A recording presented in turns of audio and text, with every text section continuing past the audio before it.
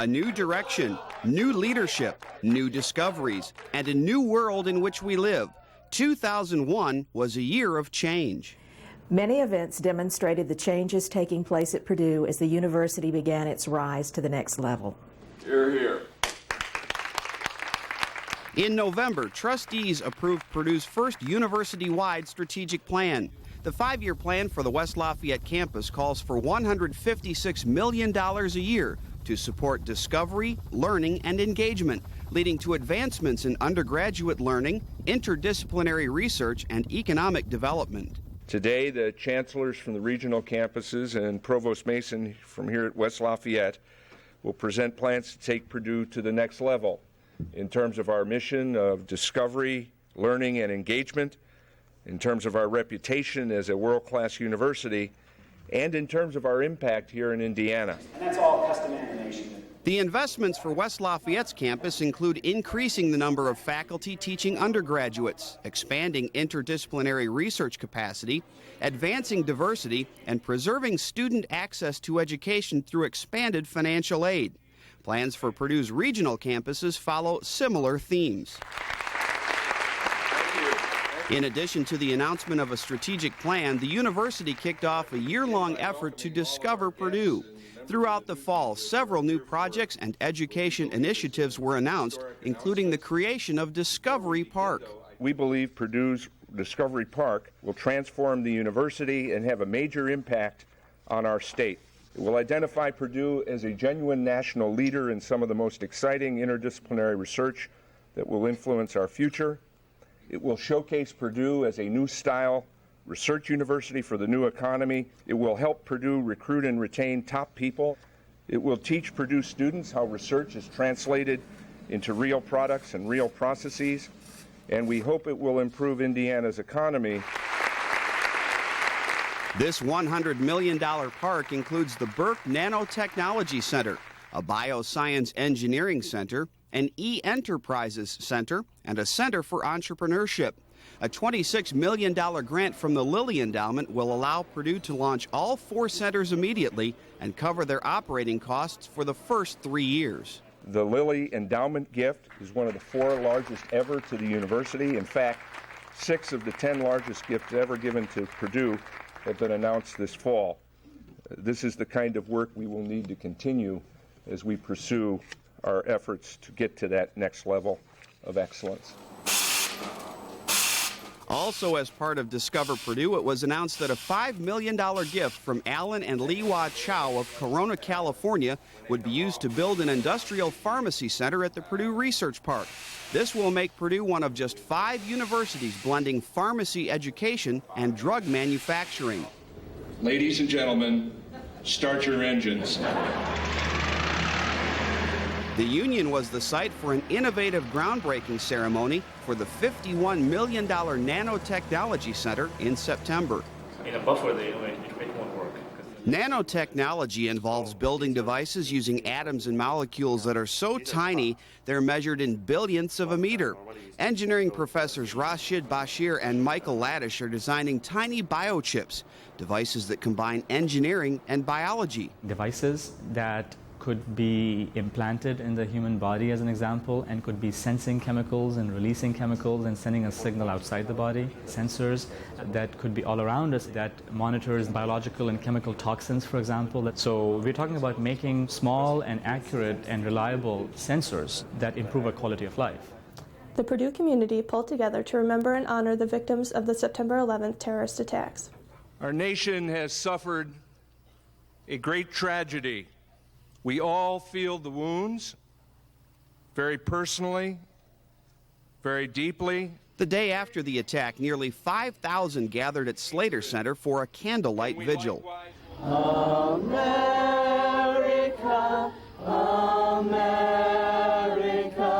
God shed His grace on thee, and crown thy good with brotherhood, from sea to shining sea.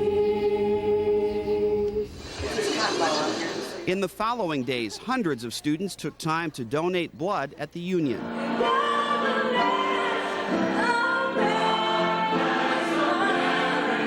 Classes were interrupted on September 14th for a memorial service that filled the Elliott Hall of Music and the Class of 1950 Lecture Hall. At the service, student leaders announced plans to raise $60,000 for the American Red Cross in a campaign called Reflect, Respect, Restore. The service ended with the unveiling of a huge American flag.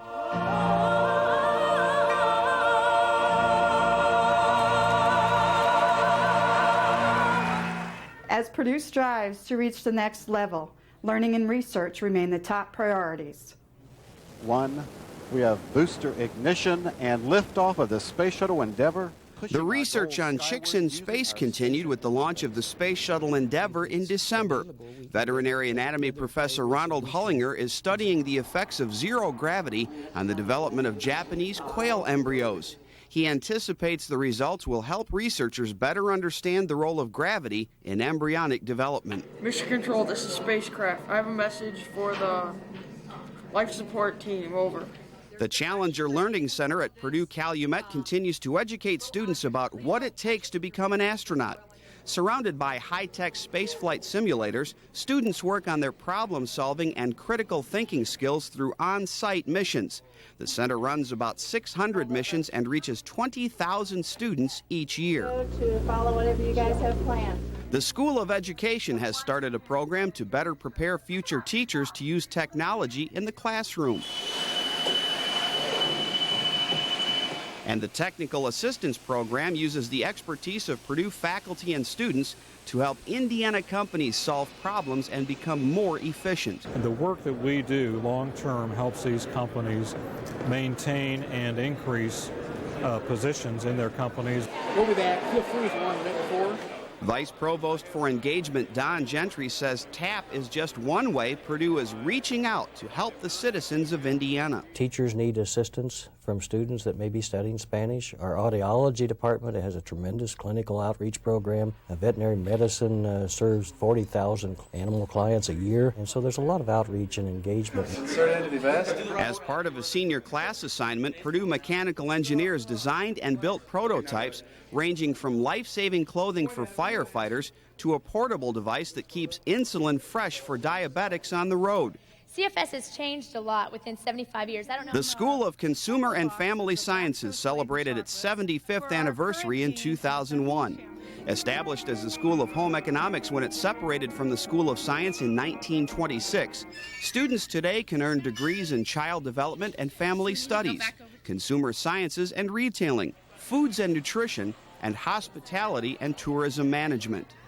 In addition to their studies, students keep busy with a variety of activities outside of the classroom.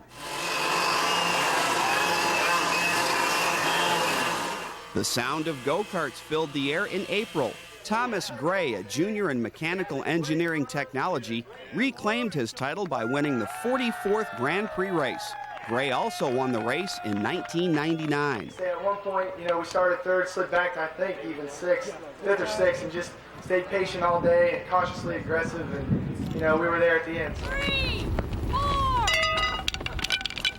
Go, go, go, go! All of the events from Grand Prix weekend took place under a new campaign called Champions Make Choices, Choices Make Champions. Student leaders developed the theme in response to students damaging property after the women's basketball Final Four. The Society of Manufacturing Engineers won the 13th annual National Rube Goldberg Contest with a machine named the Big Apple. The challenge was to select, clean, and peel an apple using at least 20 steps. The winning machine finished the job in more than 40 steps. In the fall, students were again able to enjoy the fountain sculpture on Purdue Mall after it was shut down for safety reasons in the spring. A 10.5-foot tall metal cylinder was placed over the center to protect people from the powerful jet spray. The water remained turned off at the Loeb Fountain while the university considered ways to improve the safety of that fountain. More than 5,000 graduated from Purdue's 5 campuses. Dr. Ringo, all hail from old Purdue. During the May ceremonies, Executive Vice President for Academic Affairs Emeritus Robert Ringel was honored for his contributions to Purdue. He stepped down from his administrative duties to return to teaching in the Department of Audiology and Speech Sciences. The fall saw the return of Purdue's homecoming parade. Hundreds gathered in the evening to watch lighted floats, the Boilermaker Special,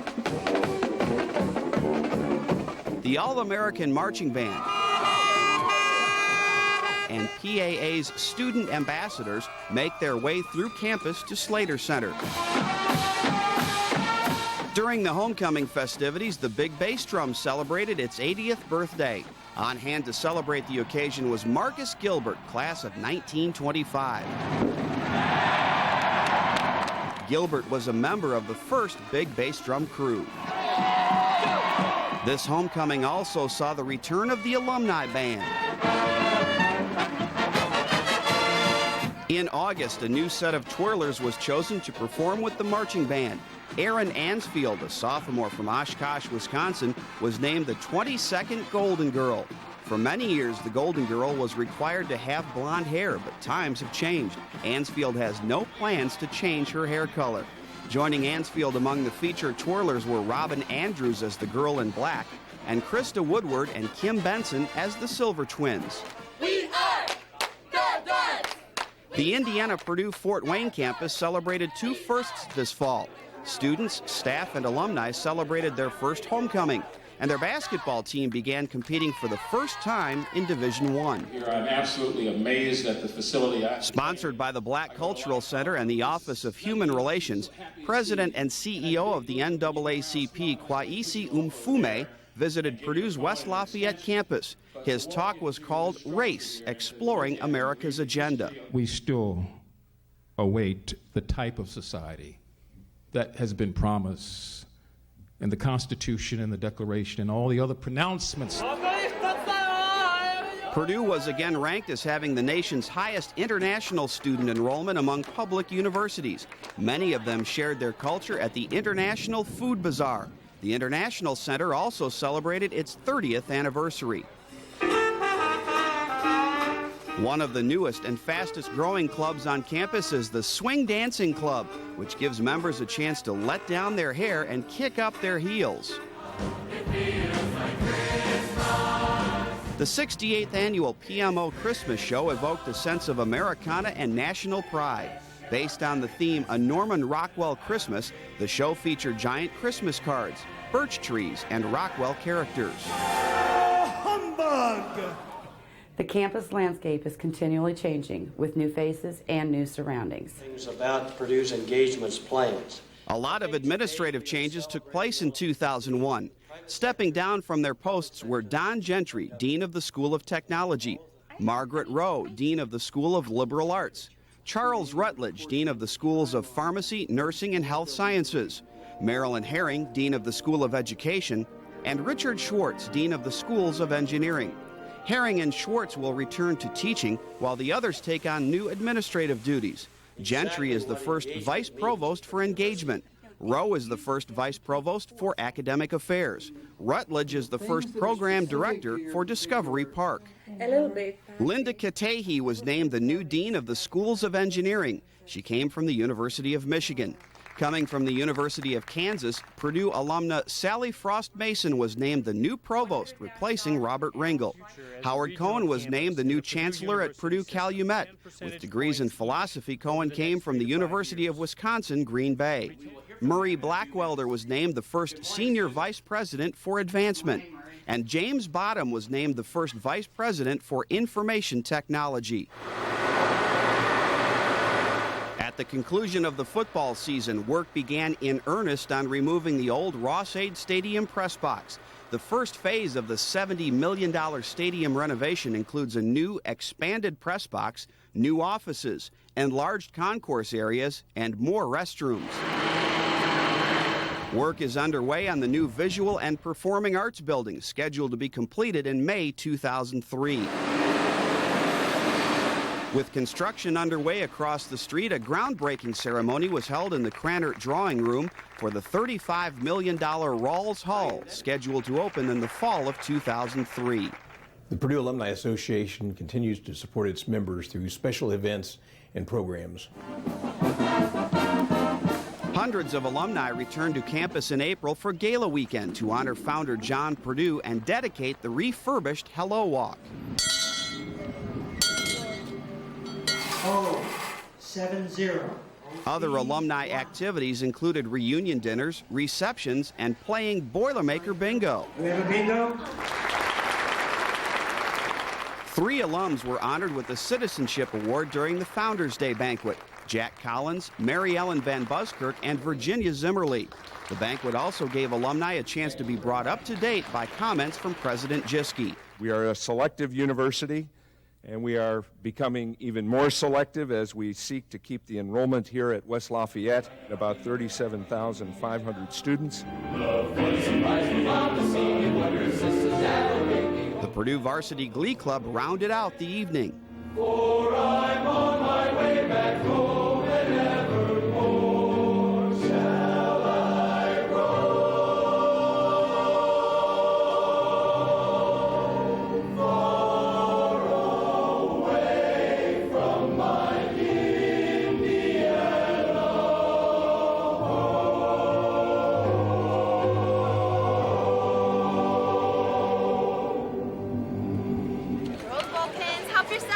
The Purdue Alumni Association student ambassadors coordinated their biggest senior send-off ever.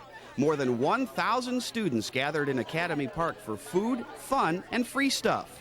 That's just the way it is. Yeah. Summertime brought club picnics and golf outings, such as this one in Frankfort, Indiana. All right. The fall brought the return of Football Saturdays and the Alumni Cafe, located at the bottom of Slater Hill.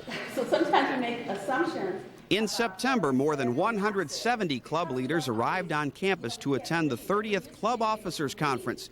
Leaders attended training sessions, including how to bring diversity to the club level, presented by Assistant Director of Alumni Clubs Kelly Cox and Director of the Diversity Resource Office, Dorothy Simpson-Taylor. Thank you for providing the leadership and legacy for the Dick and Sandy Alumni Center. While this event actually took place in January 2002, we couldn't wait until next year to tell you about the new Dick and Sandy Dowk Alumni Center. The Dowks donated $3 million toward the $16 million center, which will also house the university advancement staff. Located at the corner of Grant and Wood Streets, the building is due to open in late 2003 or early 2004. Who's the special boiler here that cares for you and me? RONNEYMOUSE. The Alumni Association staff love to surprise the recipients of the Special Boilermaker Award. This year's recipients included Ron Fosnaugh, a captain with Purdue's police department, and Bob Taylor, a professor in the School of Agriculture. They were honored at a football game, as was retiring Senior Associate Director Jack Carl, who was surprised with his very own Special Boilermaker Award. Carl retired after serving PAA for more than 30 years. Since coming to Purdue in 1970, Carl has traveled thousands of miles to meet with alumni clubs worldwide. With a new building and winning competitions, athletics continue to make a big splash at Purdue.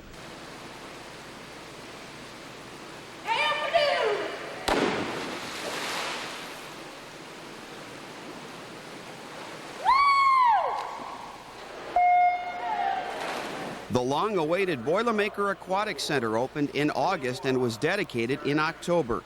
The $17 million facility includes a diving well with platforms and springboards, plenty of swimming room for competitions and recreation, 600 seats, and a 12-person spa. This spectacular facility certainly puts Purdue's water sports where they belong, and that's among the elite programs in the nation. And we are already beginning to see the impact of that and the students we can recruit, the coaches we can bring to Purdue. It is making a difference. To Douglas at the buzzer.